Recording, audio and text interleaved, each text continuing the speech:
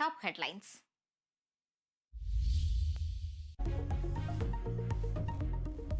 പത്തനംതിട്ടയിൽ ബിവറേജസ് വെയർഹൌസിൽ വൻ തീപിടുത്തം. തിരുവല്ല പുളിക്കീഴ ഗോഡൌൺ കത്തി നശിച്ചു. ലക്ഷങ്ങളുടെ നാശനഷ്ടമെന്ന നിഗമനം. 5 യൂണിറ്റ് ഫയർഫോഴ്സ് സ്ഥലത്ത്.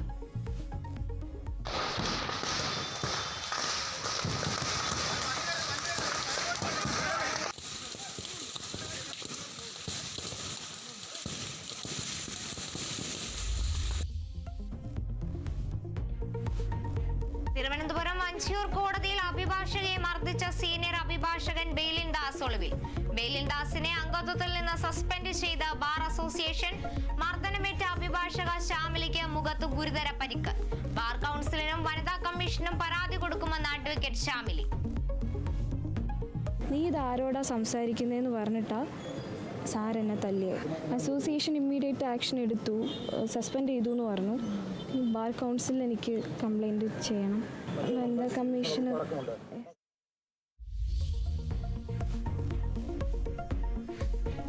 ആലപ്പുഴ തലവടി പഞ്ചായത്തിൽ കോളറ സ്ഥിരീകരിച്ചു. ചികിത്സയിലുള്ളത് നീരേറ്റുപുറം പുത്തൻപറമ്പിൽ രഘു. രോഗി ഗുരുതരാവസ്ഥയിൽ വെന്റിലേറ്ററിൽ. പ്രദേശത്തെ ജലസാമ്പിളുകൾ പരിശോധിക്കാൻ ആരോഗ്യ വകുപ്പ്. കിണറുകളിലെയും പൊതുജലസ്രോതസ്സുകളിലെയും സാമ്പിളുകൾ ശേഖരിച്ചു.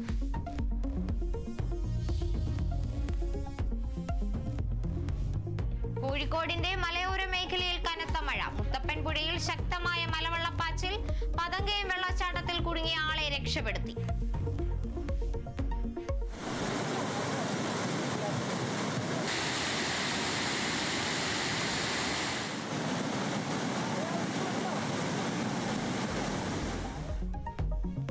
സംസ്ഥാനത്ത് വരും ദിവസങ്ങളിൽ മഴ കനക്കുമെന്ന് കാലാവസ്ഥാ വകുപ്പ്. കാലവർഷം തെക്കൻ ബംഗാൾ ഉൾക്കടലിലെത്തി. ഇന്ന് 7 ജില്ലകളിൽ യെല്ലോ അലർട്ട്.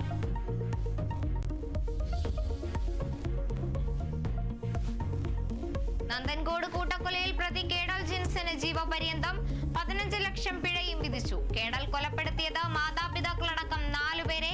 കേസിൽ വിധി 8 വർഷങ്ങൾക്ക് ശേഷം.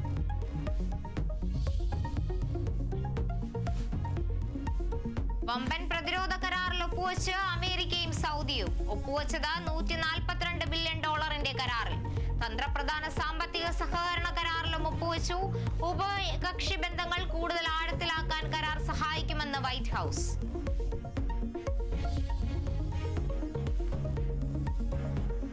കശ്മീർ നിലപാടിൽ മാറ്റമില്ലെന്ന് വ്യക്തമാക്കി വിദേശകാര്യ മന്ത്രാലയത്തിന്റെ വാർത്താ സമ്മേളനം. കശ്മീരിൽ 3 കക്ഷി ഇടപെടൽ അനുവദിക്കില്ല.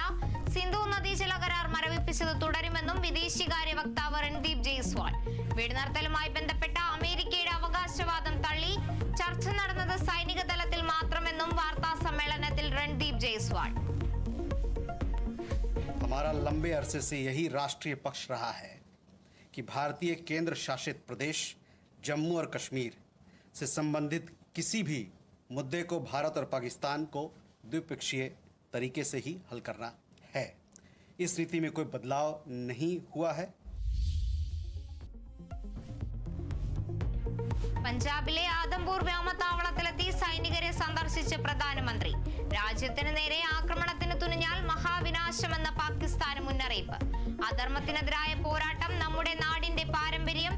സൈന്യം നടത്തിയത് ശതകോടി ഇന്ത്യക്കാരുടെ തല ഉയർത്തിയ പോരാട്ടം. ഓപ്പറേഷൻ സിന്ദൂറിൽ പങ്കെടുത്ത സൈനികർക്ക് അഭിനന്ദനമെന്നും പ്രധാനമന്ത്രി.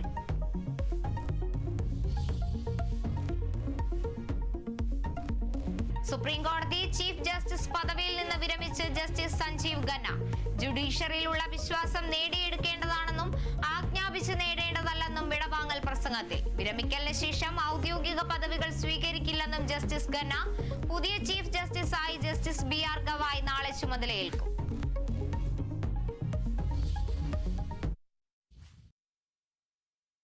സ്വർണം വെള്ളി നിരക്കുകൾ.